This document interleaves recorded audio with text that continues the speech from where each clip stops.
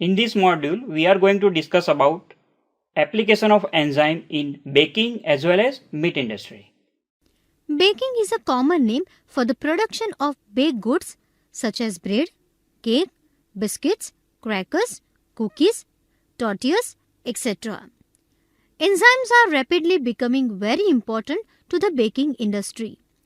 They are used in baking to make consistently high quality products by enabling better dough handling, providing anti-stalling properties and allowing control over crumb texture, color, taste, moisture and volume. In baking industry, enzyme is mostly applied to bread baking.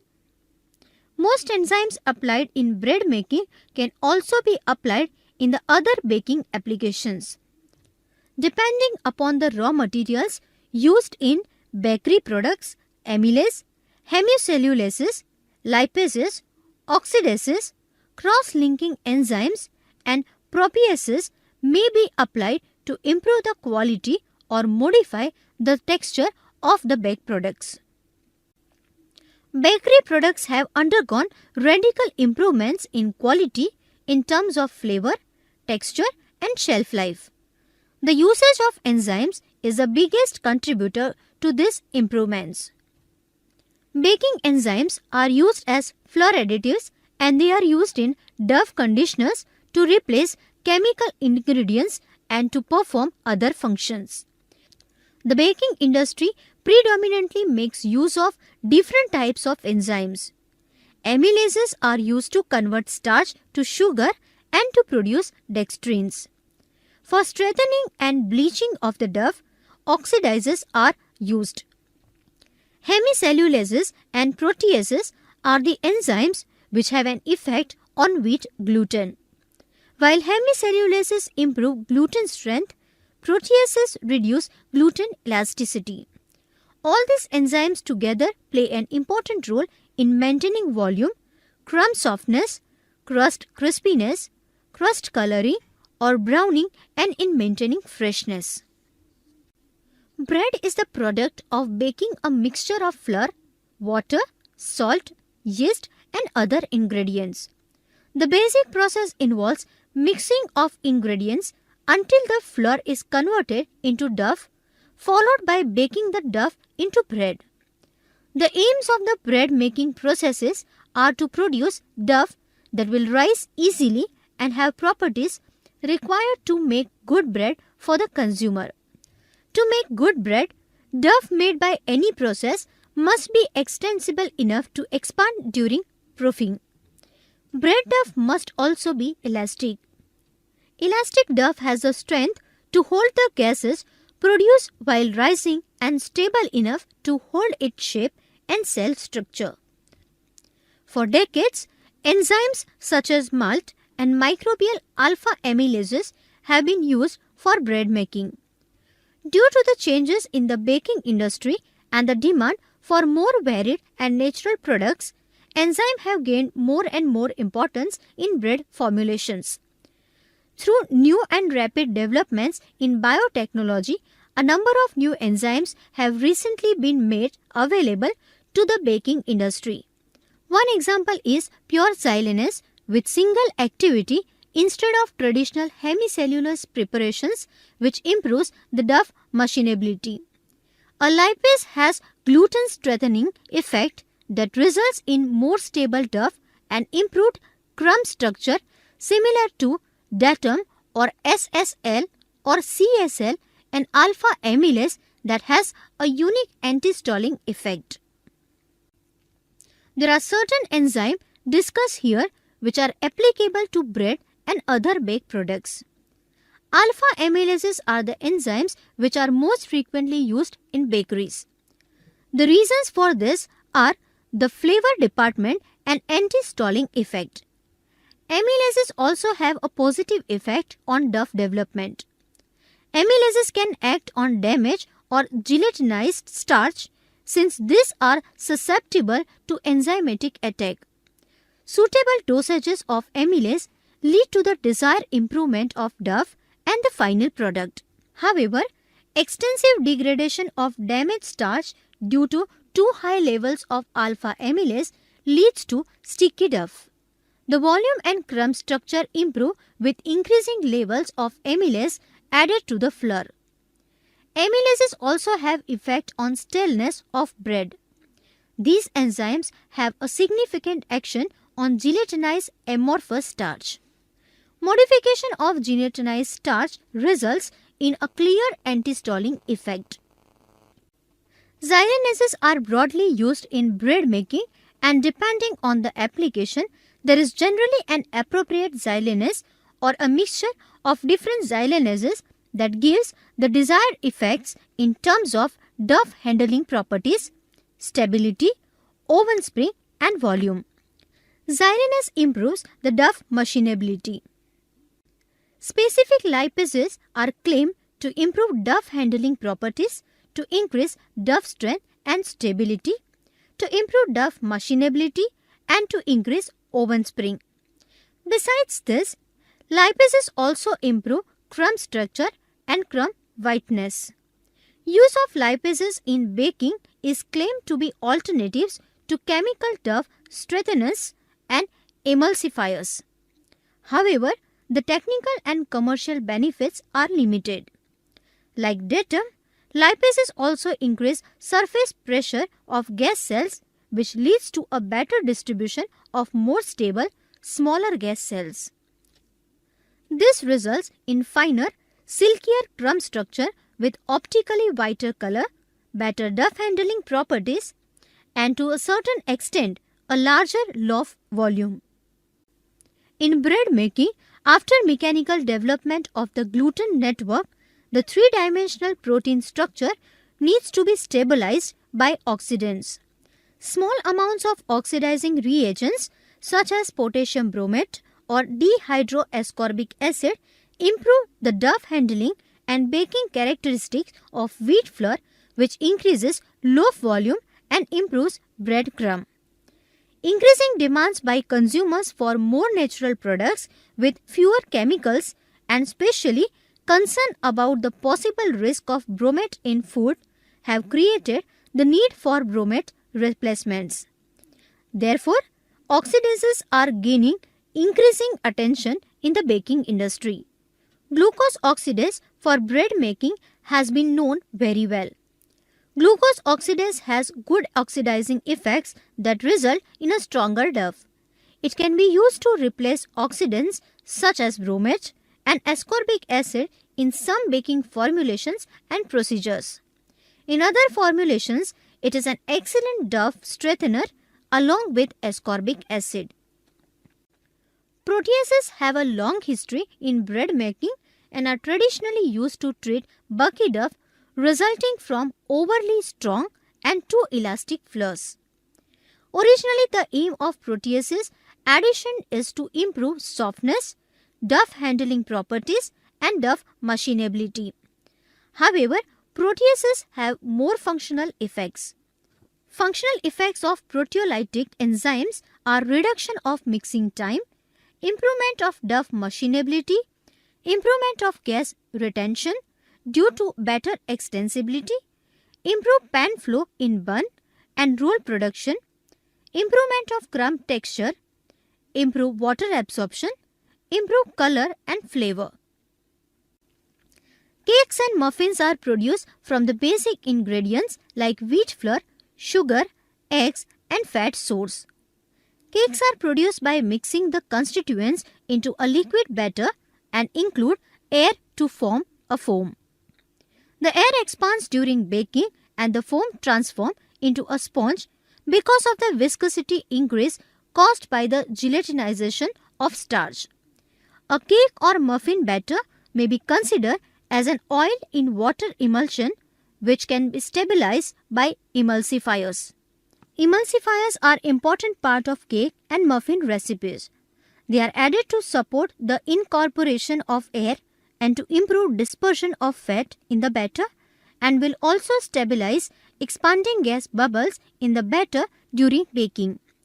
Replacement of these emulsifiers by a commercial lipase in the production of cake is possible. Addition of commercial lipase reduces the surface tension and surface viscosity at the air or water interface of batter. This indicates that surfactants are created which replaces proteins at the air or water interface. After baking, it results in increase in cake specific volume and maintaining a fine crumb structure. Eating quality and perceived freshness are also improved. In a cake recipe, when the amount of egg is reduces, the quality of the cake in general will deteriorate. This deterioration can be counteracting by adding phospholipase to the cake batter. Phospholipases increase cake volume and improve cake properties during storage like increased cohesiveness, springiness and elasticity. Apart from lipolytic enzymes, starch degrading enzymes can also apply in cake production. Starch degrading enzymes prevent cake stalling. Bacterial amylase can use as a part of a cake powder conditioner which can improve the quality of cake in general and more specifically the softness of the crumb and the shelf life of the product.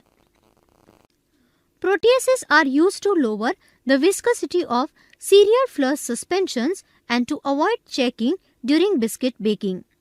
Nowadays, it also applies to retard stalling of the cake crumb. Use of intermediate thermostable alkaline proteases, for example, keratinase and thermitase, which has no perceivable influence on the dough rheology, has a pronounced effect on the softness and retardation of the crumb hardness, resulting in a prolonged shelf life.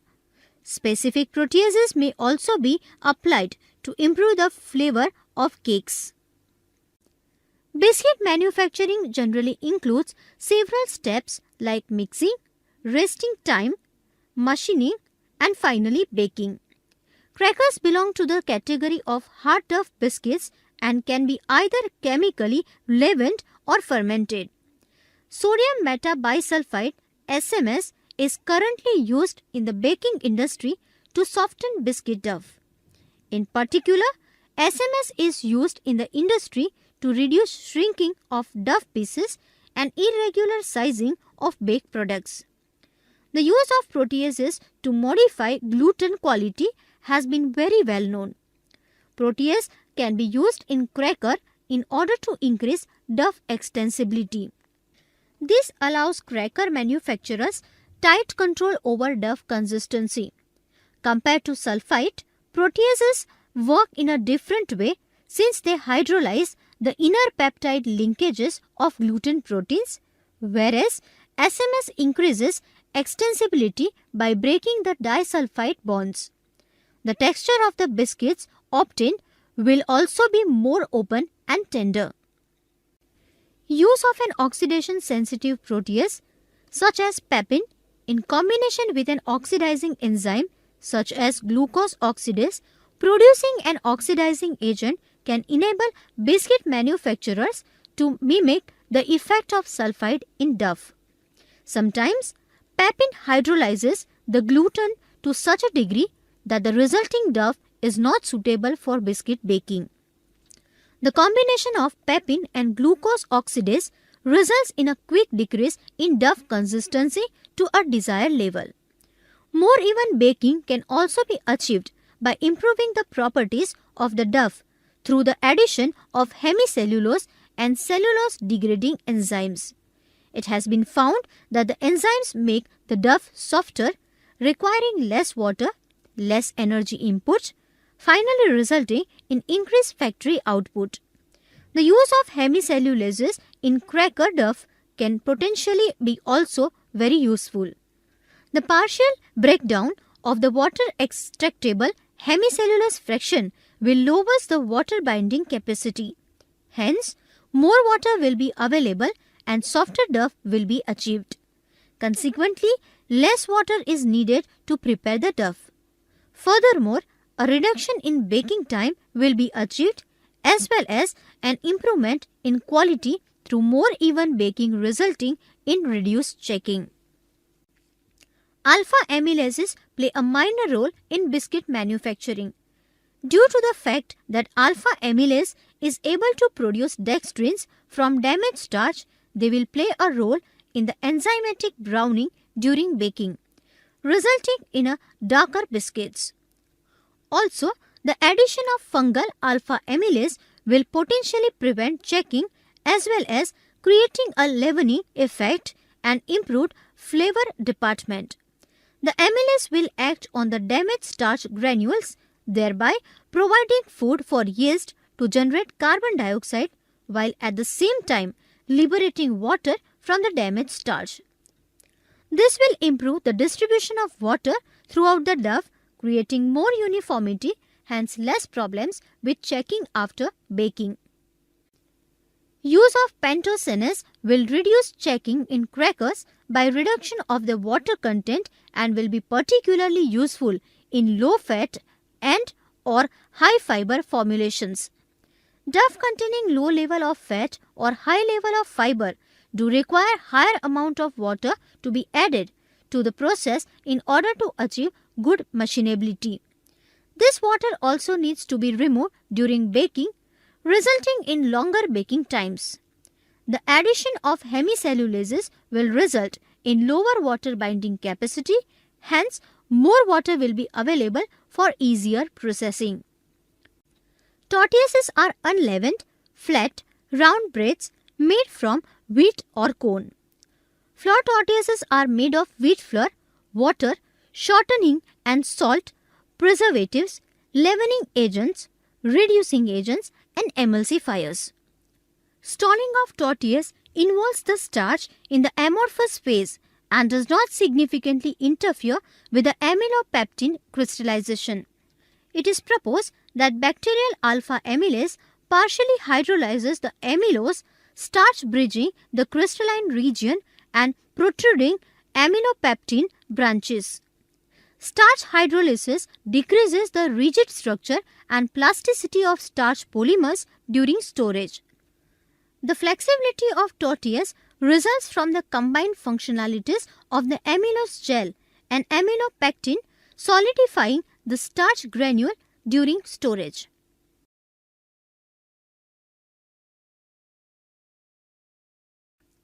In the meat industry, there are two distinct applications in which enzymes can markedly boost the manufacturing process and upgrade meats of poorer quality. These applications are tenderization of too tough meat parts and restructuring of fresh, low-value meat pieces and trimmings to higher quality steaks. In meat industry, predominantly protein degrading enzymes have been used. Cross-linking enzymes like transglutaminases have been used as a texture improvers. In addition to this, novel enzymes are discovered. Structure engineering by oxidative enzymes and flavor design by lipases, glutaminases, proteases, and peptidases are examples of emerging enzyme technologies in the food sector. Consumers' demands for high quality and moderate price meat products have been the driving forces to develop enzymatic methods to add value to lower quality meat piece. Proteases have an important role in meat processing in tenderization. Pepin, bromelain, and fisin are being used at commercial scale meat tenderization. Furthermore, proteases have been used for bone cleaning and flavor formation in the meat industry. Lipases can be used for flavor formation in sausages production. Transglutaminases can be used for structure engineering for tailoring the structural properties of different processed and heated meat products. Oxidative enzymes can be an alternative for transglutaminases to generate cross-links in protein matrices. Oxidoreductases, including tyrosinases and lacases, are reported to cross-link meat proteins. I-glutaminase, I-glutamin amino hydrolase, produced by starter cultures, has an important role in flavor formation, for example, in sausage production. Texture and tenderness are the most important attributes in meat products. Methods to increase tenderness include natural aging, electric stimulation, mechanical blade tenderization, and use of added proteolytic enzymes. The most widely used exogenous enzymes in meat tenderization are the plant enzymes pepin, bromelain, and ficin. The way of applying tenderizing enzymes in meat industry depends on the actual target. If the aging time of high-grade meat parts has to be shortened, the main action of protein hydrolysis should be myofibrillar proteins. If the tenderness improvement of lower-grade meat cuts or meat from the connective tissue proteins, mostly collagen, should be the target of proteolysis. Plant proteases mainly used to tenderize meat act unfortunately more actively on other meat proteins than on collagen. Therefore, attempts to tenderize collagen-rich connective tissue inevitably led to too extensive hydrolysis of non-collagen proteins, resulting in too soft, mushy meat. To tenderize meat pieces with a high connective tissue content, it is evident that an enzyme having pronounced activity against connective tissue but limited activity against myofibrillar proteins should be used. Flavor has a major role along with tenderness in acceptability of meat by consumers. The flavor of raw meat is quite bland. However, it contains non-volatile constituents that are essential flavor precursors which during processing and storage affect the taste of the meat product. In general, the flavor of processed meat is a result of either enzymatic action or chemical. The main enzymatic reactions affecting meat flavor or formation of flavor precursors are proteolysis or lipolysis. During ripening, proteolysis takes place, which is mainly catalyzed by endogenous enzymes such as cathepsin and trypsin like peptidases, as well as proteases produced by microorganisms are involved in the ripening process. Glutaminase addition to protease has an important role from the point of view of sausage production, especially regarding the deamidation of glutamine, which produces ammonia and umami flavor.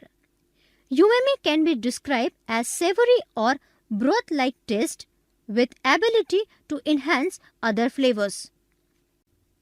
Lipolysis constitutes another important group of enzymatic reactions which are related to aroma formation of fermented sausages. Phospholipases and lipases hydrolyze phospholipids and triacylglycerols, forming free fatty acids. Unsaturated fatty acids are further oxidized to aroma volatile compounds. This oxidation may lead to the formation of aliphatic hydrocarbons, alcohols, aldehydes, and ketones. Further, alcohols react with free fatty acids, forming some esters.